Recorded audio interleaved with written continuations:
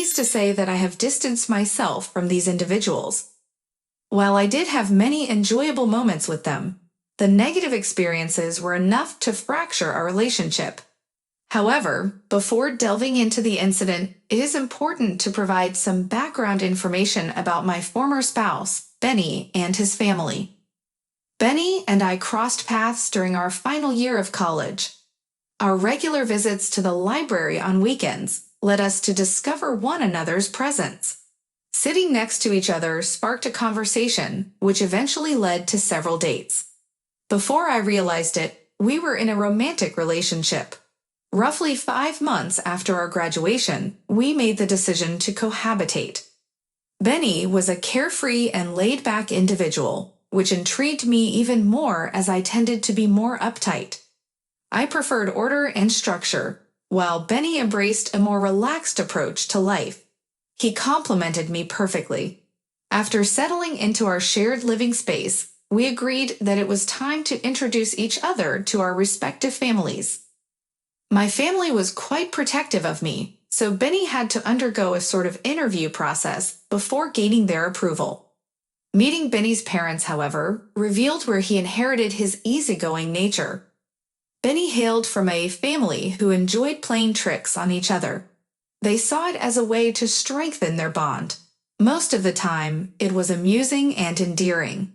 However, they were considerate enough not to push the pranks too far with me, knowing that I wasn't particularly fond of them. The very first prank they played on me was when I first met them, during the early stages of my relationship with Benny. Without any warning from Benny, they deliberately oversalted my food.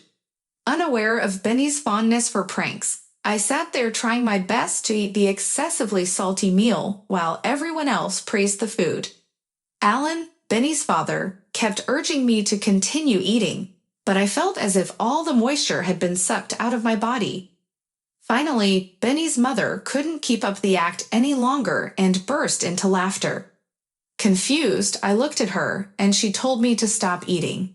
They revealed that it had been a prank, a small initiation into their family. I must admit, it did make me laugh, and I enjoyed that moment. I hoped it would create a better rapport between Benny's parents and myself.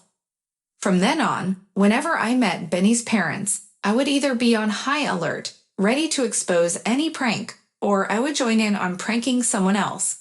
It was always a delightful experience. I even knew that it made Benny happy to see how well I took the pranks. One day, my curiosity got the best of me, and I began wondering why Benny was. I am truly grateful for my kind-heartedness regarding the pranks. He continuously expressed his gratitude for my participation in his parents' playful tricks as we made our way back from their home. Why do you always show appreciation towards me when we return from your parents' place? Oh, because you know that I am okay with their pranks. That's hardly a valid reason. Who wouldn't be fine with harmless and enjoyable pranks? Oh, believe me, many people. I have experienced numerous failed relationships because they couldn't tolerate my parents' pranks. That's unbelievable. This is all just good-natured amusement, and you know it means a lot to me. I'm not even a fan of pranks. I know that's precisely why I am so relieved that you are okay with them. In fact, you even join in on pranking others. Yes, as long as nobody crosses any boundaries or gets hurt, there is no harm in having some fun. I truly lucked out with you, didn't I? I would love to say yes, but honestly, this is the least I expect. I am curious about the type of women you were involved with before me, though. Knowing that Benny found me to be refreshing warmed my heart. Benny was the first guy who was genuinely enjoyable to be around. I didn't have to alter a single thing about myself. He was careful not to overstep any of my boundaries while ensuring that I had a great time. I was certain that I had struck gold with him. I suppose it came as no surprise to anyone after dating for 3. In the years that followed, we became engaged. Of course, the proposal also took place in a playful manner. One day, we were having dinner at Benny's parents' house when his mother, Sherry, accidentally spilled her glass of wine all over my dress. Everyone made a big fuss about it, but I simply laughed it off because I knew it was a joke. Sherry then took me upstairs to help me change into dry and clean clothes. Since all of her good clothes were in the laundry, she gave me sweatpants and a hoodie to wear. I suggested wearing Alan's clothes, but Sherry insisted they would be too large for me. Knowing better than to argue with my boyfriend's mother, I let it go. When I returned downstairs, Alan looked at me with confusion and asked what was in my pocket. Surprisingly, I hadn't even noticed there was something in my hoodie pocket. I reached inside and pulled out a small box. To my surprise, Benny was kneeling down in front of me. I couldn't help but let out a small scream. It was the greatest prank ever. Benny and I planned to get married the following year. I had always envisioned a grand wedding, and while I enjoyed the pranks played by Benny's parents, I knew I didn't want any pranks on my special day. I simply wanted a day filled with joy and fun, without any mishaps or embarrassment. It would have been a delicate topic to discuss with Alan and Sherry on my own, so I hoped that Benny would have had the capability to accomplish it. Naturally, I was also slightly anxious about approaching him, but it was still much simpler to approach him than his parents. One evening, prior to going to sleep, I made the decision to have a conversation with Benny regarding this matter. "Hey, I need to have a discussion with you about something. It's a little delicate." "Yeah?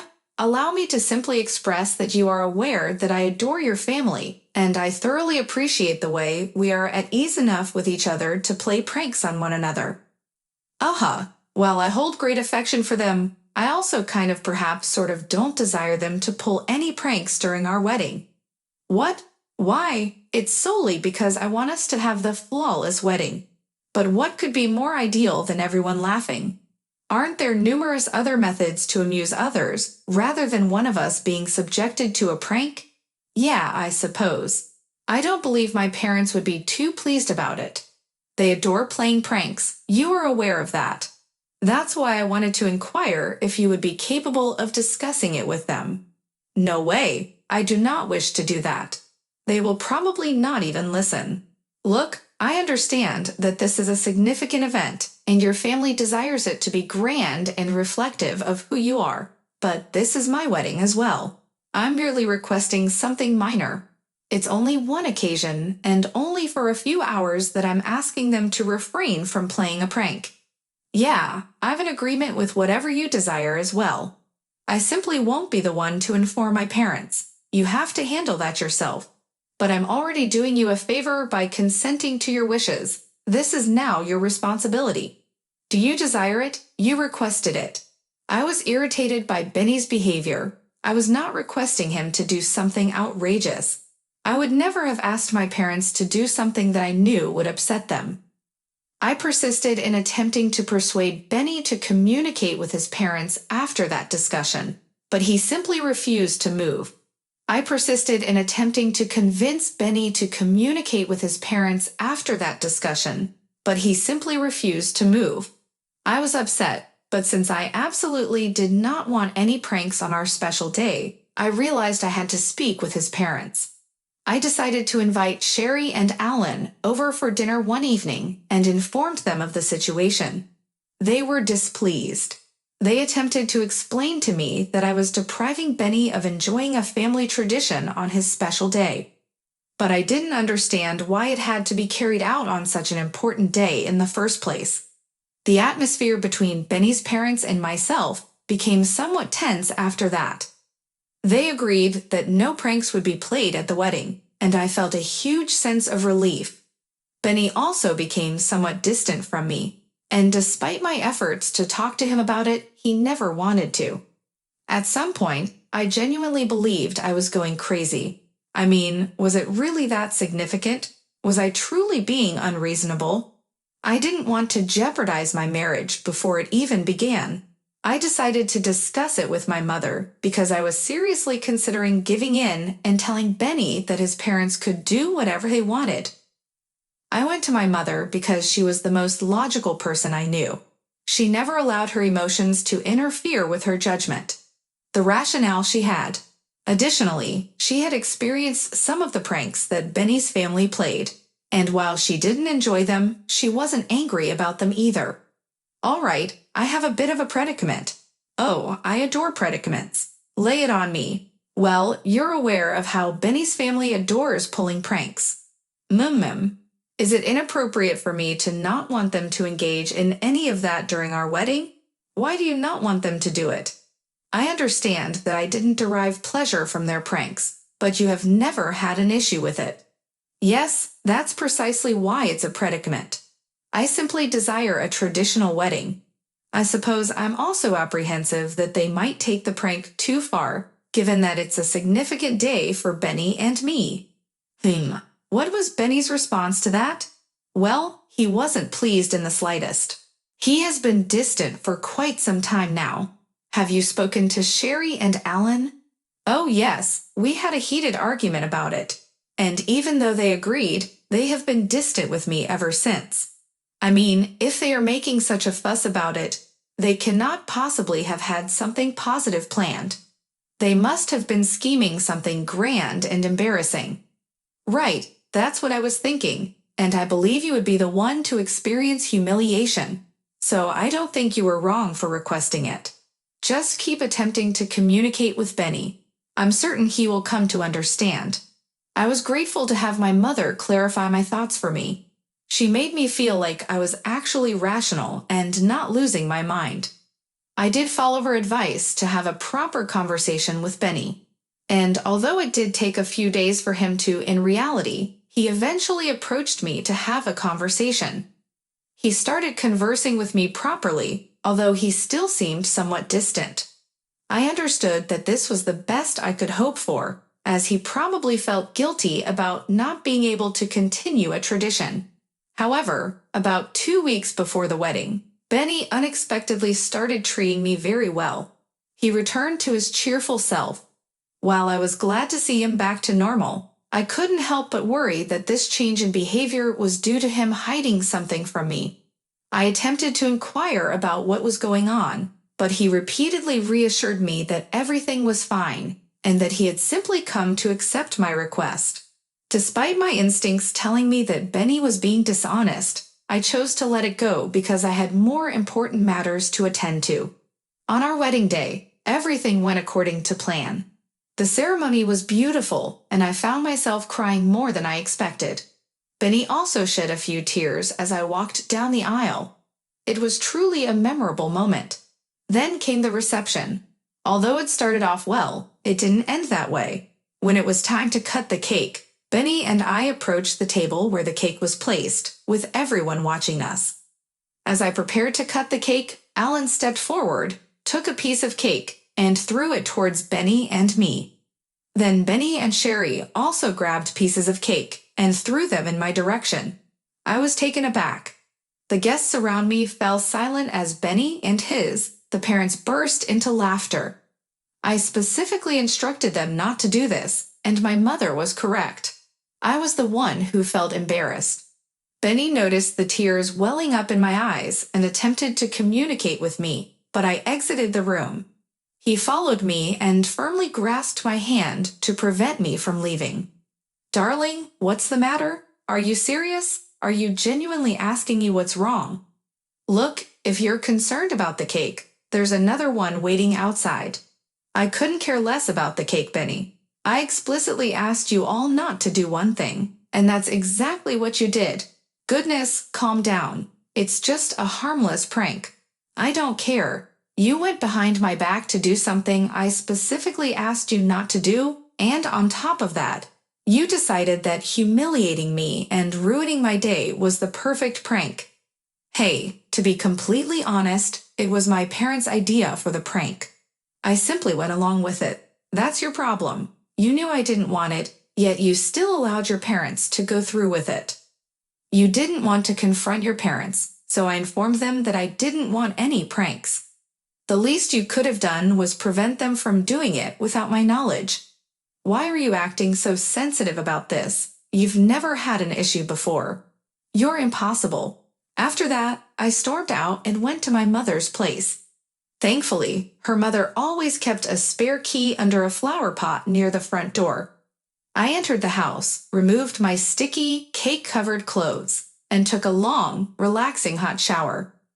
I couldn't believe that Benny didn't even comprehend the severity of his actions. Honestly, apart from the practical joke, I had spent a significant amount of money on the dress and my makeup. In one instant, he completely ruined them, and I was unable to capture the perfect pictures of us. Internally, I was filled with anger, and I made it clear that I did not want to see Benny or his parents for a while. My mother provided comfort throughout the remainder of the week. She informed me that the wedding celebration lost its liveliness after the incident, and Benny, along with his parents, faced strong criticism from the guests. I felt relieved knowing that I had people supporting me. Benny persistently attempted to reach out and apologize, and after a week of ignoring him, I finally responded. We arranged to meet for dinner and discuss the situation. It was the first time I witnessed how devastated Benny truly was. He genuinely expressed remorse and assured me that he would never allow anything like that to happen again. I was content with Benny's apology and decided to give him a second chance. However, his parents did not contact me until 2 months later. Initially, I had no desire to speak with them, but they did apologize. I concluded that holding a grudge against them for 2 months was excessive, so I decided to give them an opportunity to repair our relationship if they actively made an effort. Sherry and Alan demonstrated their sincerity through their actions. They resumed hosting dinners at their home and refrained from engaging in pranks for a while. They also genuinely apologized to me, and I forgave them. I remained quite cautious of them when it came to significant occasions, but they eventually demonstrated to me that they had undergone a transformation. Roughly 2 years after Benny and I tied the knot, I received a substantial promotion. With the surplus cash at my disposal, I thought it would be nice to treat Benny and myself. So, considering my significant promotion, perhaps you would be interested in going to Hawaii. Oh my goodness, are you serious? Yes, certainly. We have been working diligently over the past few years, and I believe we deserve a splendid and luxurious getaway. That sounds incredible. However, are you certain you want to spend your money on this? Of course, why not? I am unsure. Perhaps we could put it towards saving for a house. I have already set aside money for that purpose. This trip will be funded by the remaining extra money I have. Oh wow, all right then. Although, what is it? My parents have been facing financial difficulties, and they haven't had the opportunity to go on a trip together for quite some time. Do you think it would be feasible to invite them along? I am unsure. I wanted it to be just the two of us. I assure you they will be independent. They will give us our space and allow us to enjoy ourselves. We will simply need to provide them with some spending money. Okay, that is manageable. However, if they step out of line, I will leave them there immediately. I promise they won't misbehave. I was very skeptical about Sherry and Alan joining us because the last time I had a major expensive event, they spoiled it, and Benny took their side. I didn't want them to do anything to ruin the trip, so I decided to take some precautions. Article: Precautions for a Safe Journey. Approximately 2 days prior to our scheduled departure for Hawaii, Alan and Sherry came to stay with us. Our place was conveniently close to the airport, and we wanted to ensure we wouldn't be late. Everything appeared to be normal. We were all filled with excitement about our upcoming trip, and we couldn't stop discussing it. I busied myself with packing both Benny's and my belongings. On the night before our flight, I distributed their tickets and passports. Interestingly, none of them bothered to inspect what I had given them. This worked out well, since I had only provided them with one-way tickets to Hawaii. If any of them attempted to deceive me, they would have to find their own way back. As it was the peak holiday season, flight prices were exorbitantly high. It was amusingly ironic. I knew they wouldn't have the means to return, so they had to behave impeccably if they wanted to enjoy their vacation and return home. That night, I fell asleep feeling incredibly excited about the trip. However, when I woke up, Benny was not by my side. This was unusual since Benny never woke up before me. I am always the one who has to literally drag him out of bed. I searched the house, but it was eerily silent. I entered the guest bedroom, only to find it empty. None of the packed luggage, except for mine, was present. As I returned to my room to call one of them, I noticed a note affixed to the door. The note read, "Look who got pranked again." I would like to express that I was taken aback, but in reality, I wasn't. However, I felt sad. I genuinely believed that we had a positive situation for a brief period of time. I had faith that we had made improvements, but evidently that was not the case. Benny and his parents seemed to derive pleasure from ruining important things for me, and that was unacceptable. At that particular moment, I was relieved that I had ensured the success of my plan. I waited until I was certain that the three of them had boarded the flight and arrived in Hawaii before contacting them. I attempted to call Benny and Alan, but neither of them answered. Finally, I called Sherry, and she answered, "Greetings, look who is finally awake. Don't even attempt to explain. Why did you all leave without me?